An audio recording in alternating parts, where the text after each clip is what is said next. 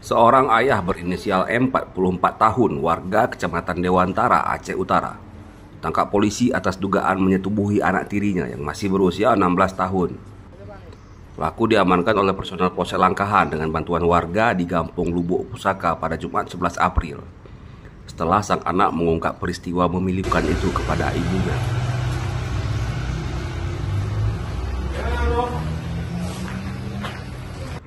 Kejadian bermula saat pelaku mengajak korban dan adik laki-lakinya berusia 7 tahun pergi ke kebun di Dusun Saraja, Desa Lubuk Pusaka, Kecamatan Langkahan pada Kamis 4 April. Kepada keluarga, pelaku mengaku hendak menanam bibit kacang hijau.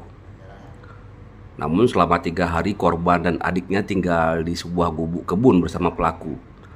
Dalam kurun waktu tersebut, pada malam hari ketika adiknya telah tidur, pelaku diduga melakukan tindakan asusila dan memaksa korban untuk melakukan hubungan badan. Pelaku juga mengancam akan membunuh korban dan adiknya jika tidak menuruti kemauannya.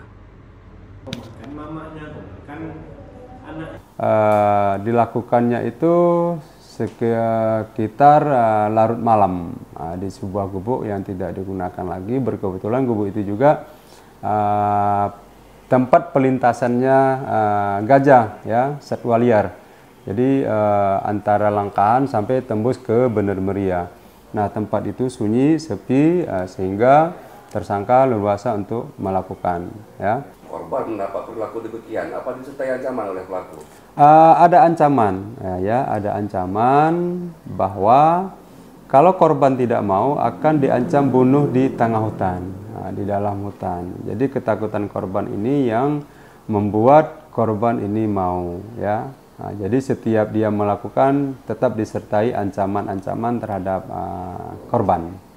Ancamannya apabila tidak melakukan akan diancam bunuh di tengah hutan.